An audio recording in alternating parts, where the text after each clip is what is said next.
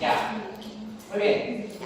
Continuando con la teoría de fisiopatología, este siguiente tema, si bien es muy básico, lo vamos a ver una vez. En realidad es lo que más sufre todos los pacientes, el dolor, ¿cierto? Para empezar hay 2 a 3 millones de neuronas sensitivas en todo el cuerpo. Pero no es que 2 a 3 millones de estímulos nerviosos lleguen a la corteza cerebral. Gran parte de ellos son filtrados, gran parte son reguladas. Y lo que vamos a conocer son los mecanismos fisiopatológicos del dolor. Para empezar, ¿qué es el dolor? El dolor es una experiencia sensorial y emocional desagradable que va a tener una relación con un daño tisular. Y es importante porque tiene un impacto en la calidad de vida del paciente. Todas las enfermedades, casi todas las enfermedades, tienen dolor, ¿cierto? Tipos de dolor. Va a tener el dolor nociceptivo y el dolor neuropático. Cuando tú tienes dolor nociceptivo, está relacionado a una lesión tisular y el receptor nervioso está al costado de esta lesión tisular y transmite el impulso nervioso al cerebro de esta señal de impulso de dolor o señal de dolor. En cambio, cuando es neuropático, está asociado a un dolor asociado a una alteración del mismo axón sensitivo y por ende no siempre va a estar relacionado a una lesión presente, no va a haber lesión presente. El dolor nociceptivo es el más relacionado al dolor agudo, en cambio el neuropático más asociado al dolor tipo crónico, ¿no es cierto? ¿Cómo se traduce el dolor? Se van a activar nociceptores nociceptivos. No sé si alguien tiene un osito.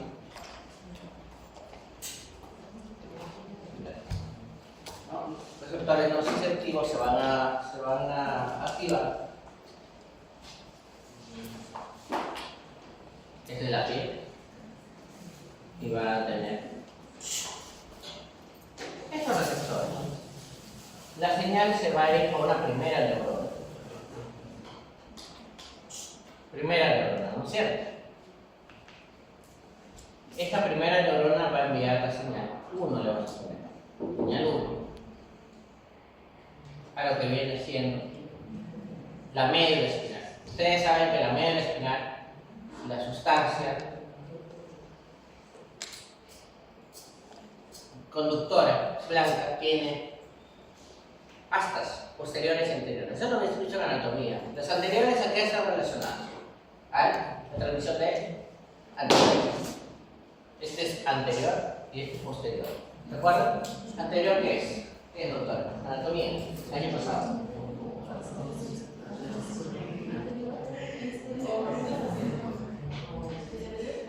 Sí, pero no así.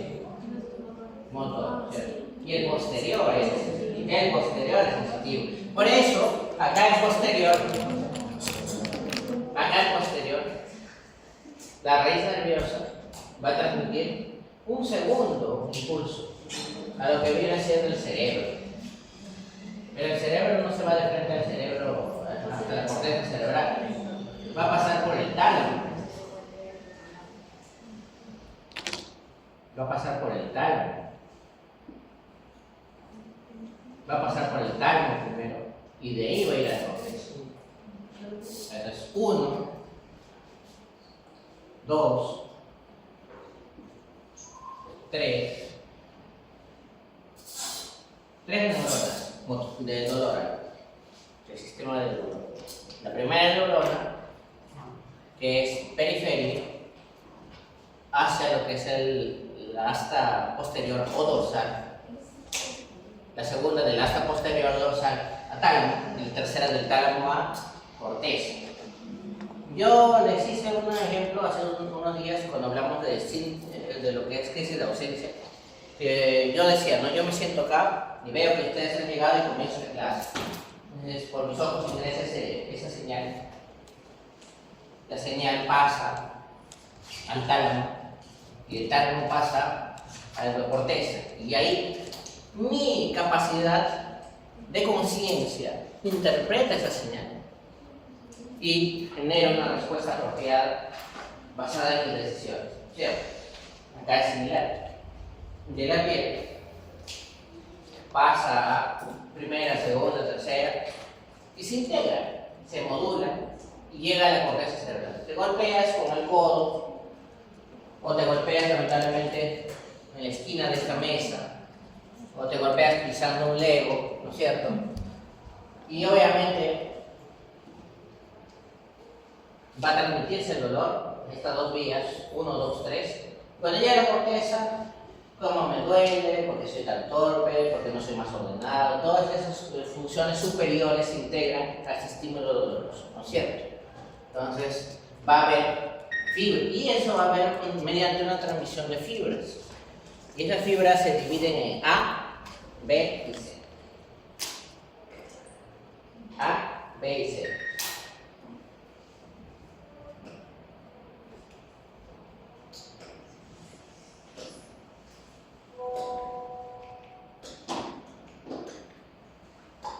A, B y C.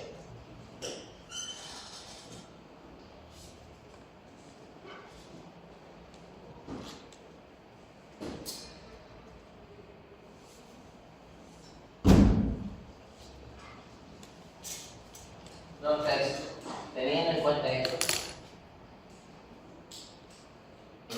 eso, vamos a tener fibras y cada fibra va a tener una velocidad de conducción diferente. Va a pasar todos por este camino y finalmente se va a procesar en el cerebro. De tal manera que vías ascendentes del dolor, vía espinotalámica, que va desde la médula espinal hasta el tálamo, lo que hemos hablado, ¿no? Vía espino-reticulotalámica se conecta con el sistema reticular ascendente, que es el sistema que regula la conciencia. Vía descendente del dolor es una modulación descendente. Recuerden que todas las vías del dolor son ascendentes, pero ¿por qué habría un sistema descendente en el control del dolor? Porque es un sistema modulador. Entonces, si ven que les preguntan en el examen sobre esta vía, es moduladora, reguladora de percepción del dolor. Es descendente. Todos los demás son ascendentes. Ascendente quiere decir desde el estímulo hacia el cerebro.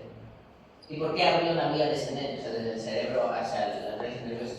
Porque hay una especie de feedback o retroalimentación que se encarga de modular el dolor y su transmisión. Hay tractos neoespinotalámicos y paleoespinotalámicos. Los neoespinotalámicos están relacionados al dolor agudo, rápido, y los tractos paleoespinotalámicos relacionados al dolor crónico y visceral. Las proyecciones talámicas hacia la corteza somatosensorial del sistema límbico. ¿Ya? Entonces tenemos tanto fibras encargadas del dolor agudo, del dolor crónico y las que le integran con el tálamo. En conclusión, primera neurona transmite la información sensitiva de la periferia al sistema nervioso central. A partir de acá ya es sistema nervioso central. El sistema nervioso central es cosa encéfalo y médula espinal. Entonces, como esta es médula, ya no es periferia. Entonces, primera neurona de acá a acá, ¿no? Segunda neurona que comunica con varias redes reflejas y sensitivas en la área de la médula espinal y se van al tálamo. Entonces, la médula espinal al tálamo, segunda neurona, ¿no es cierto? Y tercera neurona, del tálamo a la corteza cerebral, ¿no es cierto? Del tálamo a la corteza cerebral. Entonces, muy bien. Entonces, tenemos una integración de las tres neuronas que tienen que saber, es muy importante. Las unidades sensitivas, las vías ascendentes y los centros de procesamiento. Centro de procesamiento, corteza y tálamo. Todo lo demás es conductor. Acá un resumen de lo que hemos dibujado hace un ratito, lo es idéntico. Prácticamente, pues estos pues, me van a preguntar sí o sí, siempre les van a preguntar esto, ¿no? Entonces, la unidad del dolor. Ahí existen 4 modalidades de principales distinciones: la discriminación de estímulos, la sensibilidad táctil, la sensibilidad térmica y la sensibilidad de posición. Entonces, la experiencia somatosensorial surge a partir de la información proporcionada por diversos receptores, que son esos 4, ¿no es cierto? Ahora lo vamos a conocer al nombre. Aunque en histología seguramente los han visto, ¿no? Hay una cosa muy importante que tienen que recordar. Si nosotros hablamos del ser humano,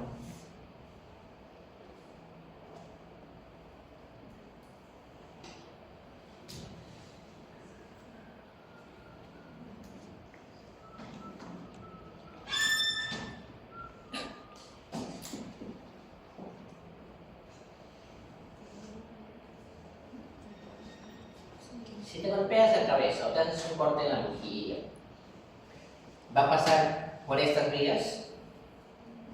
¿Cierto o falso? ¿Va a pasar por esta vía? Usted, doctor, ¿qué dice? Si te cortas, te haces un corte, igual te metes un puñetazo acá en la mejilla. Acá, por ejemplo. Tienes en la cabeza.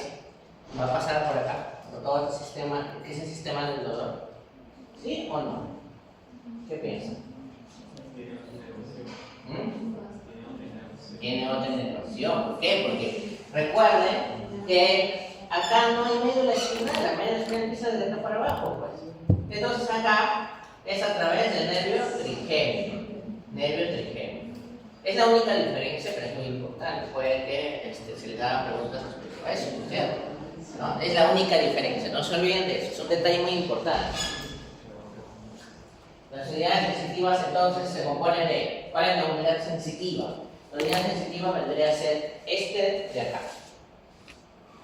Esto de acá. Y si le hacemos un zoom, sería así. Periférico, central, primera neurona. ¿Cierto? Periférico, central, primera neurona. El cuerpo celular de la neurona del ganglio de la raíz dorsal, su ramificación periférica,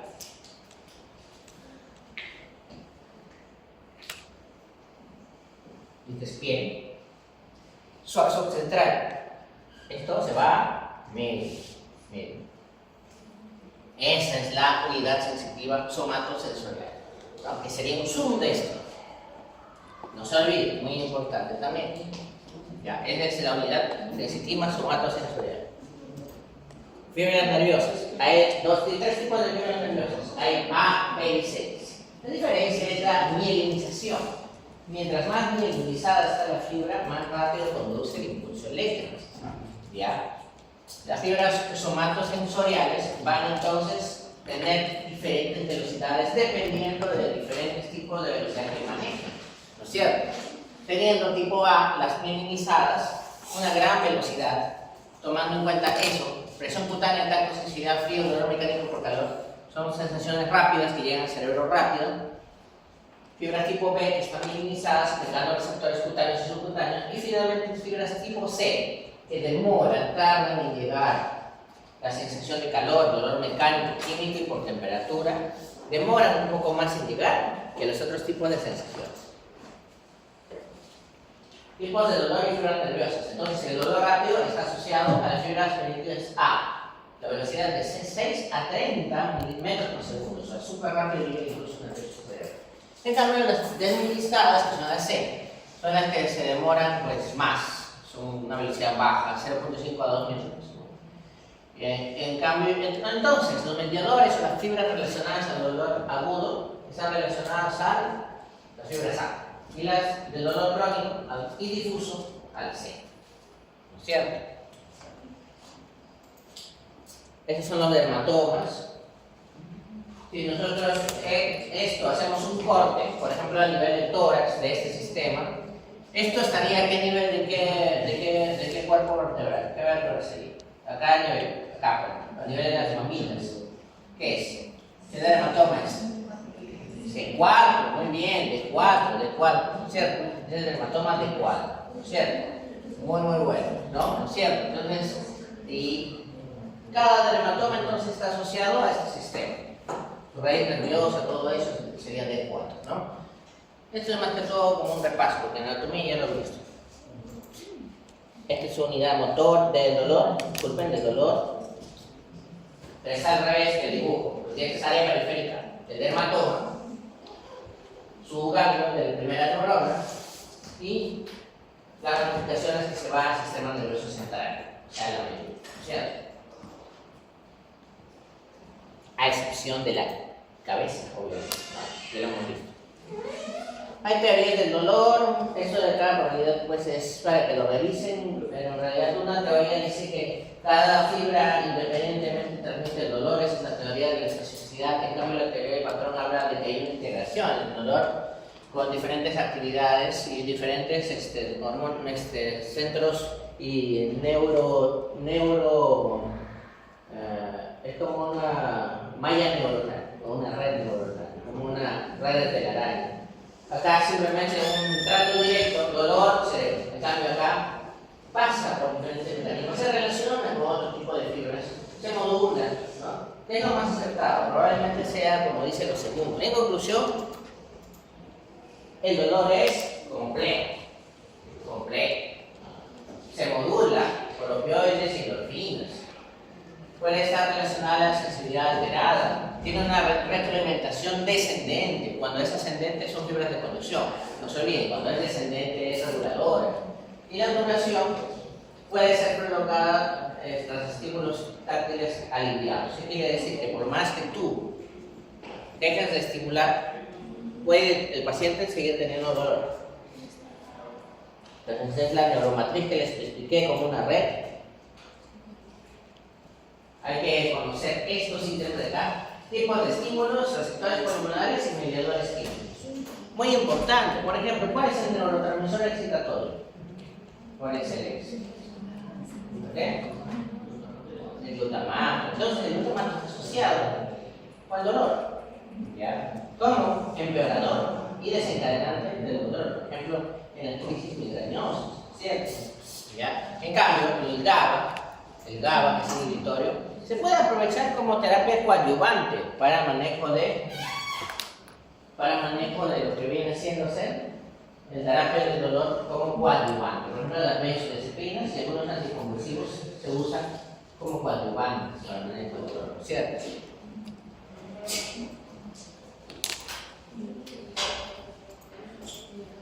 Neurotransmisores que hablamos. Los excitatorios son el glutamato, la sustancia P. Ojo, esto es súper importante. La sustancia P está asociada al dolor crónico. ¿Ya?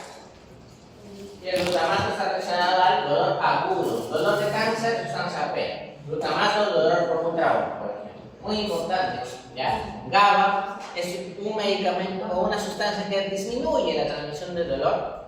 Serotonina es un modulador del dolor. Y la endorfina tiene un efecto analgésico y modulador del dolor. ¿Ya?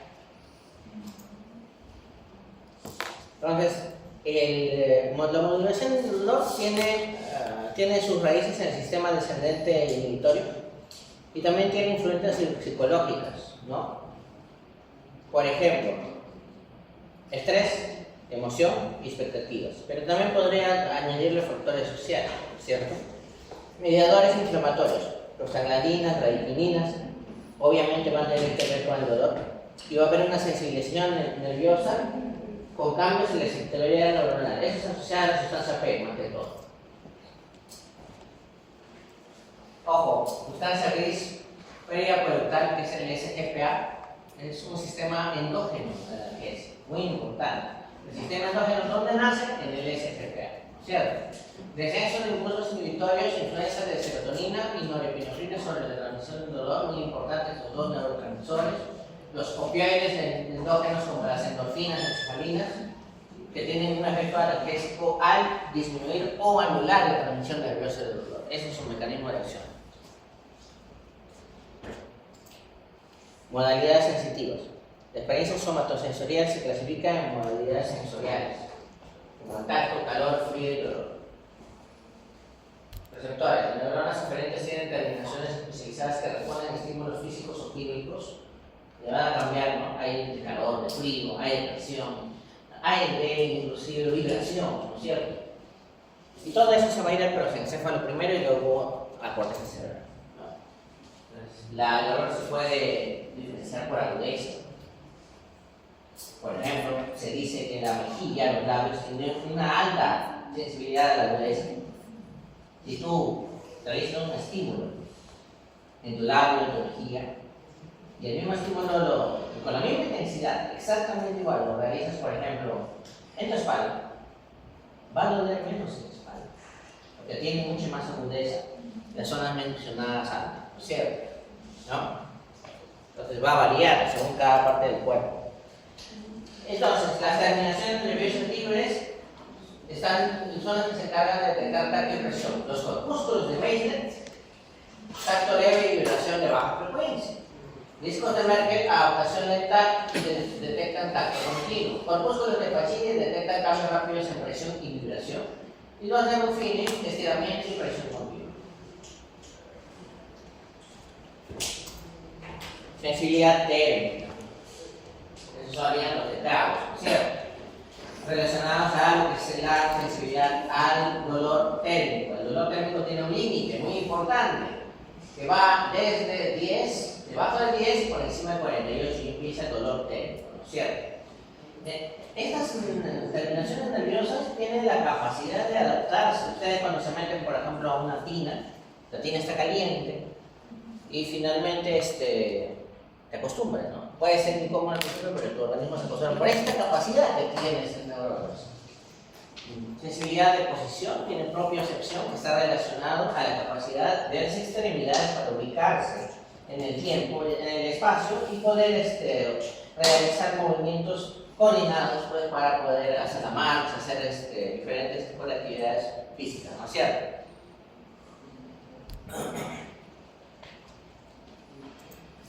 Umbral de tolerancia al dolor, cada persona es diferente en cuanto a su capacidad para sentir dolor.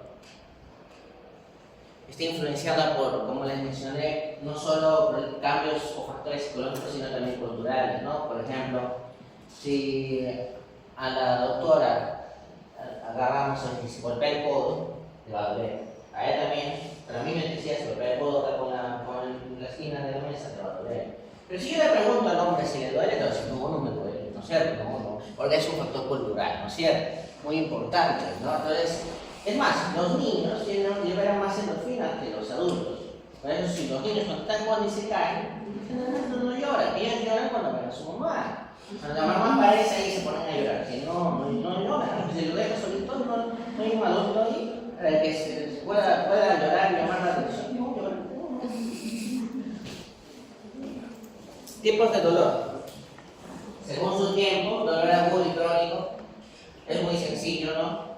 Según la ubicación, somático cutáneo, somático profundo y visceral, estos tres tipos, ¿cuál es la diferencia? Cutáneo, superficie de piel. Profundo, huesos, músculos. Y visceral, órganos. Es un dolor sordo, inespecífico. Por ejemplo, relacionado a un dolor de lo que sería la cápsula hepática, la cápsula renal, ¿no es cierto? El dolor agudo, relacionado con la lesión tisular, donde sirve como un sistema de protección. Generalmente el dolor agudo es un dolor verdadero. ¿A qué se refiere el verdadero? Porque de verdad te está alertándote de que hay algo peligroso, como que has pisado, o golpeado, o picado, ¿no es cierto? Y que tienes que sacar tu humano extremidad de ese sitio, ¿no es cierto? En cambio, el dolor crónico, inclusive cuando se cura el evento inicial, persiste en el tiempo. O sea, sin haber una lesión presente, puede estar. Puede causar discapacidad fisiológico y relacionada con mecanismos periféricos.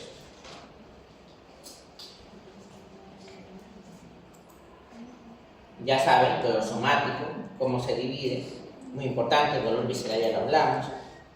El dolor referido es muy importante.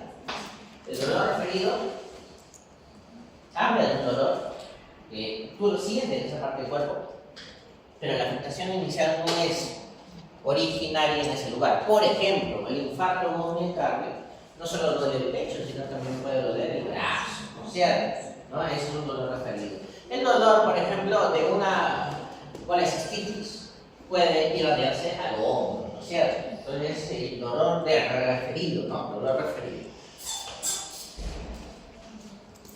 Tratamiento.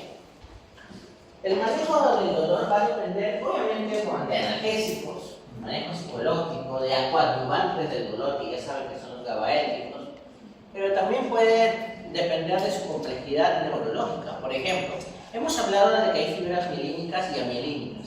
Rápidas, lentas, ¿no es cierto? A y C, ¿no es cierto? Pero ¿cuál es el problema? El problema es que hay órganos que tienen las dos.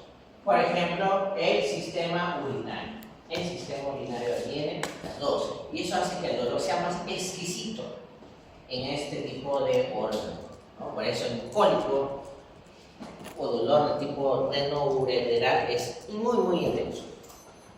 Obviamente el tratamiento farmacológico a la cabeza, dar analgésicos, antidepresivos, anticonvulsivantes como coadyuvantes, porque estos anticonvulsivantes son GABAérgicos, ¿no es cierto? Todo nivel de GABA, ¿no? Terapia no farmacológica, ya saben, terapia física y psicológica, sus pacientes tienen que mejorar su calidad de vida. Pasemos a cefalia. Cefalia es un tipo de dolor que el tipo de dolor se localiza en una sola parte del cuerpo que vendría siendo la cabeza, ¿no es cierto? Pero la definición dice que también incluye la región cervical, es una cervicalgia más un dolor de cabeza. Ahora, la cefalea es uno de los dolores más importantes para tener en cuenta porque está relacionado a una incapacidad o una discapacidad y una disminución en la calidad de vida en las personas que lo padecen. Hay diferentes tipos de cefalia.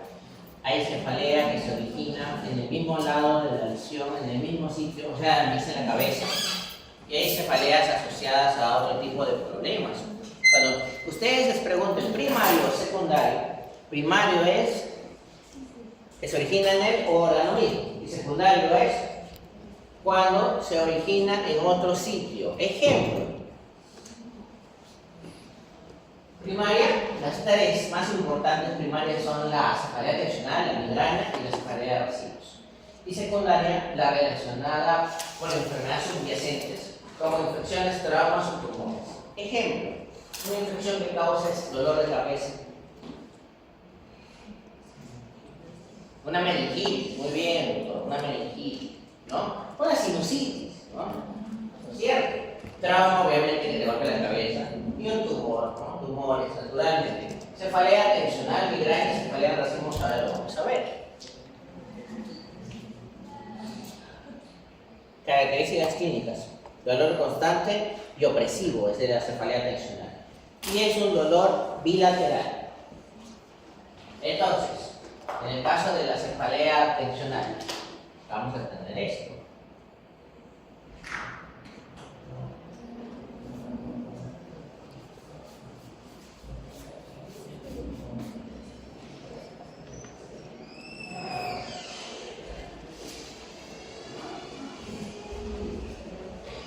El dolor va a ser bilateral. Y es un dolor de origen cervical, producido por una tensión de la musculatura cervical.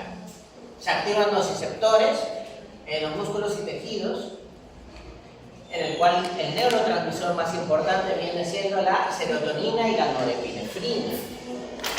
Y finalmente, va a producir estrés, fatiga y posturas prolongadas asociadas a esto, ¿no? Una mano está sentada mucho tiempo, está parada mucho tiempo, está en el computador, va a producir este tipo de cefalea tensional. Entonces, la cefalea tensional es bilateral. Primera diferencia. Está asociado a un estrés o fatiga muscular o una tensión muscular. En cambio, la migraña es unilateral. Produce náuseas, vómitos y sensibilidad a la luz. Y los neurotransmisores no son la norepinefrina, es el glutamato. Ya habíamos hablado del principio de la clase, ¿no es cierto? El glutamato como neurotransmisor excitatorio. Factores desencadenantes, cambios hormonales, ciertos alimentos y el estrés. ¿Qué alimento tiene el glutamato?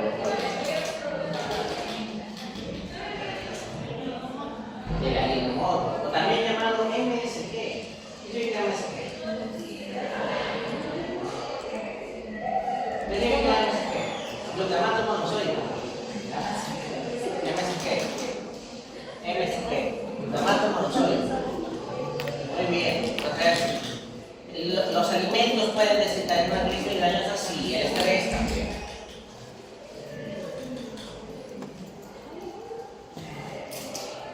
Dolor severo bilateral alrededor del ojo es asociado agresivos, tiene episodios o ataques recurrentes.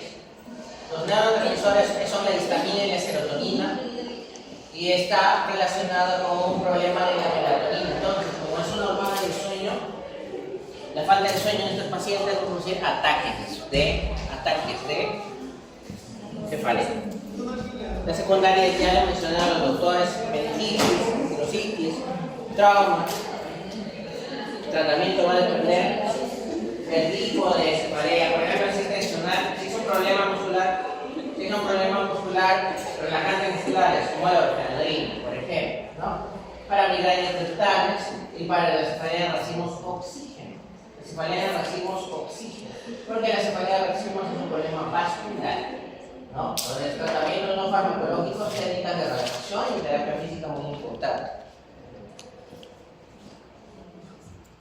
Eso sería todo. Pueden ir avanzando la clase y ya la volveré, ¿ya?